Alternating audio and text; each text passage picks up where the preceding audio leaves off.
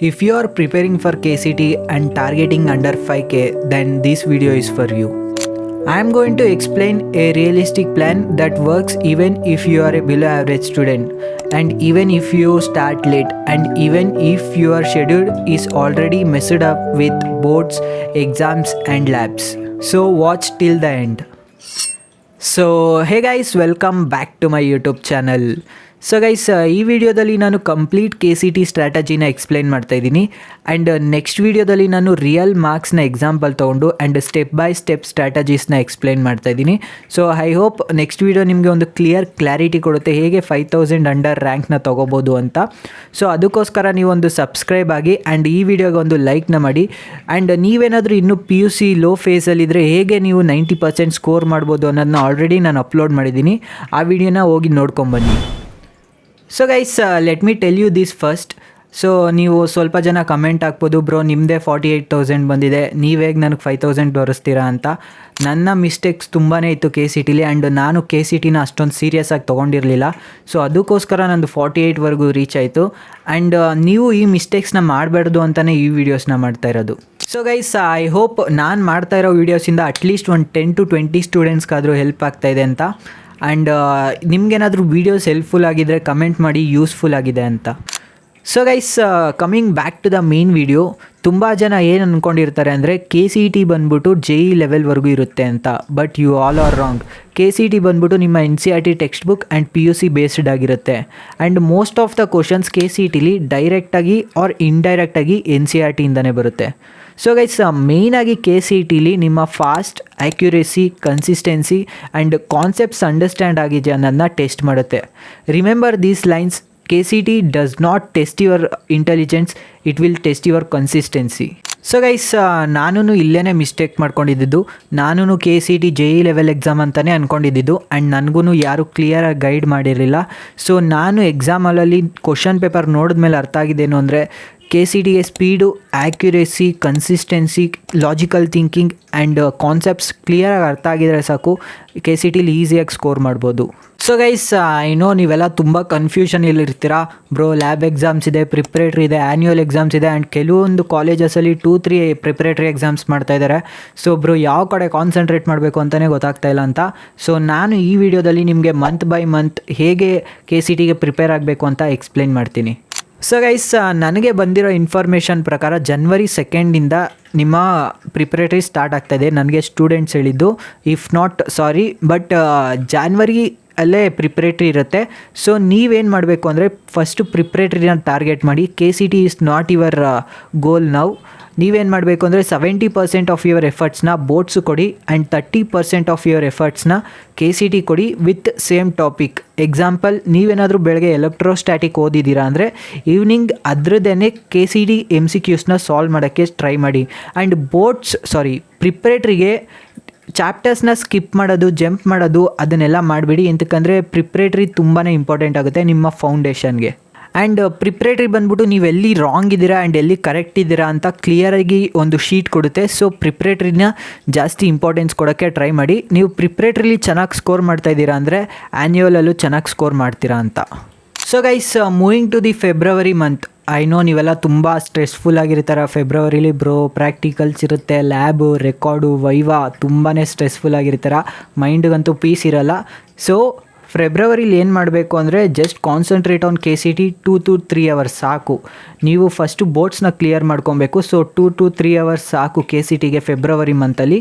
ನೀವೇನು ಮಾಡಬೇಕು ಅಂದರೆ ಮಾರ್ನಿಂಗ್ ಇಲ್ಲ ನೈಟ್ ಟೈಮು ಇಲ್ಲ ಈವ್ನಿಂಗ್ ಟೈಮ್ ನಿಮಗೆ ಯಾವಾಗ KCT ಕ್ವಶನ್ ಸಾಲ್ವ್ ಮಾಡಬೇಕು ಅನಿಸುತ್ತೆ ಆವಾಗ ಒಂದು 2 to 3 ಅವರ್ಸ್ ಒಂದೊಂದು ಸಬ್ಜೆಕ್ಟು ಸಾಲ್ವ್ ಮಾಡ್ಕೊಂಡು ಹೋಗಿ.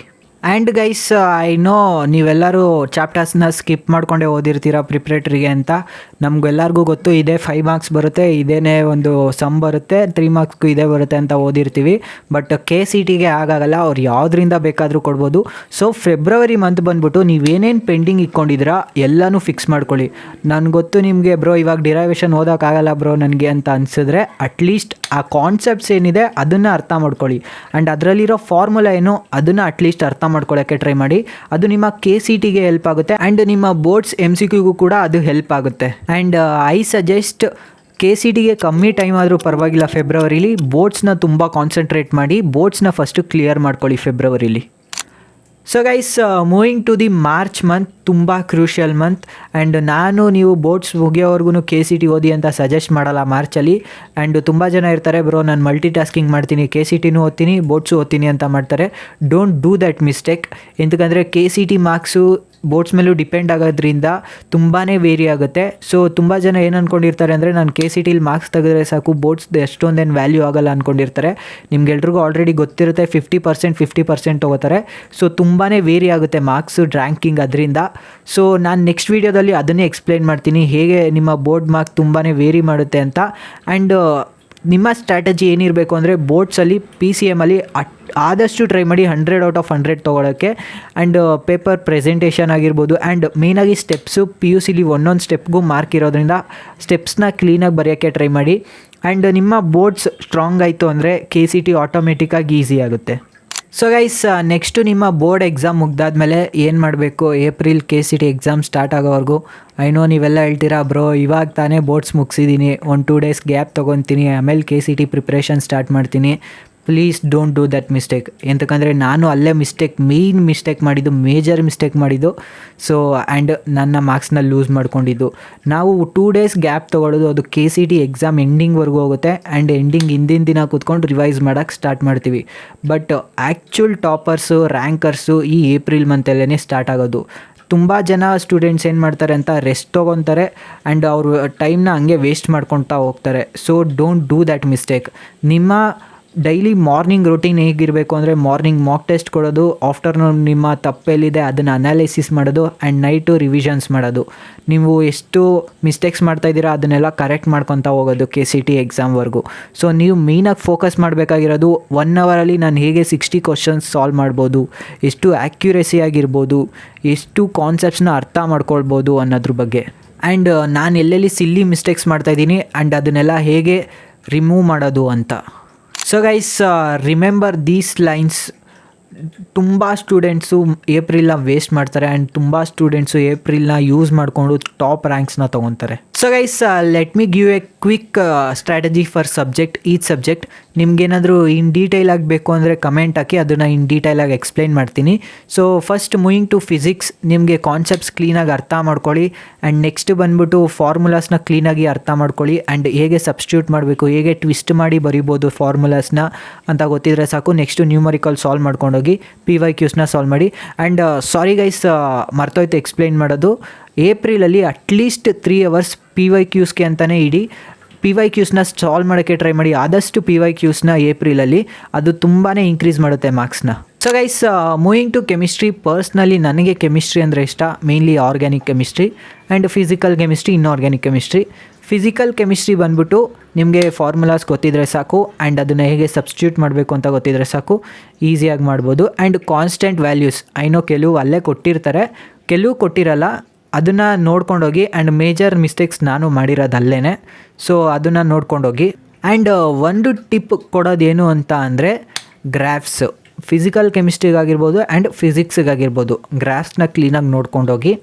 ಆ್ಯಂಡ್ ಆರ್ಗ್ಯಾನಿಕ್ ಕೆಮಿಸ್ಟ್ರಿಲಿ ರಿಯಾಕ್ಷನ್ಸು ಆ್ಯಂಡ್ ಆ ಕ್ಯಾಟಲಿಸ್ಟ್ನ ಕ್ಲೀನಾಗಿ ನೋಡ್ಕೊಂಡೋಗಿ, ಅದು ತುಂಬ ಡಿಫ್ರೆನ್ಸ್ ಕೊಡ್ತಾರೆ ಅಲ್ಲಿ. ಸೊ ಅದಕ್ಕೋಸ್ಕರ ಕ್ಯಾಟಲಿಸ್ಟ್ನ ಕ್ಲೀನಾಗಿ ನೋಡ್ಕೊಂಡೋಗಿ. ಆ್ಯಂಡ್ ಇನ್ಆರ್ಗ್ಯಾನಿಕ್ ಕೆಮಿಸ್ಟ್ರಿಗೆ ಬಂದರೆ ಪ್ಲೀಸ್ ಒಂಚೂರು NCERTನ ರೆಫರ್ ಮಾಡಿ. ಎಂತಕ್ಕಂದರೆ 1 ಮಾರ್ಕ್ಸ್ ಇನ್ಆರ್ಗ್ಯಾನಿಕ್ ಕೆಮಿಸ್ಟ್ರಿಗೂ 3 ಮಾರ್ಕ್ ಇನ್ಆರ್ಗ್ಯಾನಿಕ್ ಕೆಮಿಸ್ಟ್ರಿಗೂ ತುಂಬಾ ಡಿಫ್ರೆನ್ಸ್ ಇರುತ್ತೆ.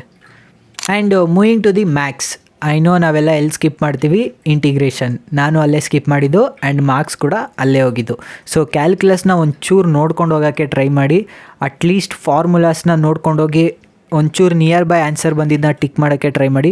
ಆ್ಯಂಡ್ ನೆಕ್ಸ್ಟ್ ಬಂದ್ಬಿಟ್ಟು ಡಿಫ್ರೆನ್ಸಿಯೇಷನ್, ಅದೊಂದು ಏನು ಅಷ್ಟೊಂದು ಕಷ್ಟ ಇಲ್ಲ ಅಂದ್ಕೊತೀನಿ. ಆ್ಯಂಡ್ ನೆಕ್ಸ್ಟ್ ಬಂದ್ಬಿಟ್ಟು ಪ್ರೊಬ್ಯಾಬಿಲಿಟಿ, ವೆಕ್ಟರ್ಸು ಆ್ಯಂಡ್ ಮ್ಯಾಟ್ರಿಕ್ಸು, ಡಿಟರ್ಮಿನೆಂಟ್ಸು, ಇದೆಲ್ಲ ಈಸಿ ಟಾಪಿಕ್ಸೇ. ಸೊ ಇದ್ರ ಮೇಲೆ ಒಂಚೂರು ಕಾನ್ಸಂಟ್ರೇಟ್ ಮಾಡಿ. ಆ್ಯಂಡ್ ರ್ಯಾಂಡಮ್ ಕ್ವಶನ್ ಸಾಲ್ವ್ ಮಾಡೋಕ್ಕಿಂತ ಯಾವುದು ತುಂಬ ವೆಯ್ಟೇಜ್ ಇದೆ ಅನಿಸುತ್ತೆ ನಿಮಗೆ, ಅದನ್ನು ಕ್ಲೀನಾಗಿ ಹೈ ಕ್ವಾಲಿಟಿ ಕ್ವಶನ್ಸ್ನ ಸಾಲ್ವ್ ಮಾಡೋಕ್ಕೆ ಟ್ರೈ ಮಾಡಿ. ಸೊ ಗೈಸ್, ನೆಕ್ಸ್ಟ್ ಬಂದ್ಬಿಟ್ಟು common mistakes most of the students ಮಾಡೋದು. ಫಸ್ಟ್ ಒನ್ ಬಂದ್ಬಿಟ್ಟು ನಿಮ್ಮ ಪ್ಲ್ಯಾನ್ಸ್ನ ಎವ್ರಿ ವೀಕ್ ಚೇಂಜ್ ಮಾಡೋದು. ಸೊ ಅದನ್ನು ಒಂಚೂರು ರೆಡ್ಯೂಸ್ ಮಾಡಿ, ಎಂತಕ್ಕಂದರೆ ಕನ್ಸಿಸ್ಟೆನ್ಸಿ ಬ್ರೇಕ್ ಆಗುತ್ತೆ ಅದರಿಂದ. ಸೊ ಒಂದು ಪ್ಲ್ಯಾನ್ಗೆ ಕರೆಕ್ಟಾಗಿ ಸ್ಟಿಕ್ ಆಗಿ. ಆ್ಯಂಡ್ ನೆಕ್ಸ್ಟ್ ಒನ್ ಬಂದ್ಬಿಟ್ಟು ಇಗ್ನೋರಿಂಗ್ NCERT. ಐ ನೋ ಇವಾಗಿಂದ NCERT ಓದೋಕ್ಕೆ ಸ್ಟಾರ್ಟ್ ಮಾಡಬೇಡಿ. ಇವಾಗ ಓದೋಕ್ಕೆ ಸ್ಟಾರ್ಟ್ ಮಾಡಿದ್ರೆ ಫುಲ್ಲು ಕನ್ಫ್ಯೂಷನ್ ಸ್ಟಾರ್ಟ್ ಆಗೋಗುತ್ತೆ ನಿಮಗೆ. ಸೊ ನೀವು ನೆಕ್ಸ್ಟ್ ಬೋರ್ಡ್ಸ್ ಎಕ್ಸಾಮ್ ಮುಗಿಯೋವರೆಗೂ NCERT ಮುಟ್ಟಕ್ಕೆ ಹೋಗಬೇಡಿ. ಮಾರ್ಚಿಂದ ಏಪ್ರಿಲ್ವರೆಗೂ ಏನು ಗ್ಯಾಪ್ ಸಿಗುತ್ತೆ ಆವಾಗ NCERT ಓದಿ ಒಂಚೂರು ರೆಫರ್ ಮಾಡ್ಕೊಳ್ಳಿ. ಆ್ಯಂಡ್ ನಿಮಗೆ ಇವಾಗ ಏನು ಸ್ಟಡಿ ಮೆಟೀರಿಯಲ್ಸ್ ಇದೆ ಕಾಲೇಜಿಂದ ಪ್ರೊವೈಡ್ ಮಾಡಿರೋದು ಅದನ್ನು ಓದ್ಕೊಂಡೋಗಿ. ಆ್ಯಂಡ್ ನಿಮ್ಮ ನೋಟ್ಸ್ನ ಓದ್ಕೊಂಡೋಗಿ. ಸ್ಟಾರ್ಟಿಂಗಿಂದ ಏನು ಓದ್ತಾ ಇದ್ದೀರಾ ಅದನ್ನು ಕಂಟಿನ್ಯೂ ಮಾಡ್ಕೊಂಡೋಗಿ. ಆ್ಯಂಡ್ ನೆಕ್ಸ್ಟ್ ಬಂದ್ಬಿಟ್ಟು ರಿವಿಷನ್ಸ್. ನಾನು ಇಲ್ಲೇ ಮಿಸ್ಟೇಕ್ ಮಾಡಿದ್ದು ಆ್ಯಂಡ್ ರ್ಯಾಂಕ್ನ ಕೂಡ ಲೂಸ್ ಮಾಡ್ಕೊಂಡಿದ್ದು. ಸೊ ನಾನು ಮಾರ್ಚಿಂದ ಏಪ್ರಿಲ್ವರೆಗೂ ರಿವಿಷನ್ಸ್ ಮಾಡಿಲ್ಲ ಆ್ಯಂಡ್ ಕರೆಕ್ಟಾಗಿ ಓದಿಲ್ಲ. ಸೊ ನನ್ನ ರ್ಯಾಂಕ್ ತುಂಬಾ ಜಾಸ್ತಿ ಬಂತು. ಸೊ ನೀವು ಇಲ್ಲಿ ಮಿಸ್ಟೇಕ್ ಮಾಡೋಕ್ಕೆ ಹೋಗಬೇಡಿ, ರಿವಿಷನ್ಸ್ ತುಂಬಾ ಇಂಪಾರ್ಟೆಂಟ್ ಆಗುತ್ತೆ. ಸೊ ನೆಕ್ಸ್ಟ್ ಬಂದ್ಬಿಟ್ಟು ಕನ್ಸಿಸ್ಟೆನ್ಸಿ ಬೀಟ್ಸ್ ಮೋಟಿವೇಶನ್. ನಿಮ್ಗೆಲ್ರಿಗೂ ಗೊತ್ತಿರೋದೇನೆ already. So please choose consistency in front of motivation. So guys, finally let me be honest, 5000 under rank ತೊಗೊಳ್ಳೋದು ಮ್ಯಾಜಿಕ್ ಏನಲ್ಲ. ಅದಕ್ಕೂ ತುಂಬ ಡಿಸಿಪ್ಲಿನ್, ಕನ್ಸಿಸ್ಟೆನ್ಸಿ ಬೇಕು. So even if you are late, even if you are average student, don't mind. First start ಮಾಡಿ, consistency ಆಗಿರಿ. 1 weak consistency ಆಗಿದ್ದರೆ ಅದು next week ಕೂಡ ಕಂಟಿನ್ಯೂ ಆಗ್ತಾ ಹೋಗುತ್ತೆ. ಆ್ಯಂಡ್ ಒನ್ಸ್ ನೀವು ಸ್ಟಾರ್ಟ್ ಮಾಡಿದ್ಮೇಲೆ ನೆಕ್ಸ್ಟ್ ಏನು ಮಾಡಬೇಕು ಅನ್ನೋದು ನಿಮಗೆ ಗೊತ್ತಾಗ್ತಾ ಹೋಗುತ್ತೆ. ಸೊ ಫಸ್ಟು ಸ್ಟಾರ್ಟ್ ಮಾಡಿ. ಆ್ಯಂಡ್ ಅದಾದಮೇಲೆ ನೆಕ್ಸ್ಟ್ 5000 ಅಂಡರ್ ರ್ಯಾಂಕ್ ತೊಗೊಳ್ಳೋದು ಅಷ್ಟೊಂದೇನು ಟಫ್ ಆಗಿರಲ್ಲ. So guys, at the end, thank you so much for watching. ನಿಮ್ಗೆ ಏನೇ ಡೌಟ್ಸ್ ಇದ್ರೂ ಕಮೆಂಟ್ ಮಾಡಿ, ನಾನು ಅದಕ್ಕೆ ರಿಪ್ಲೈ ಮಾಡ್ತೀನಿ.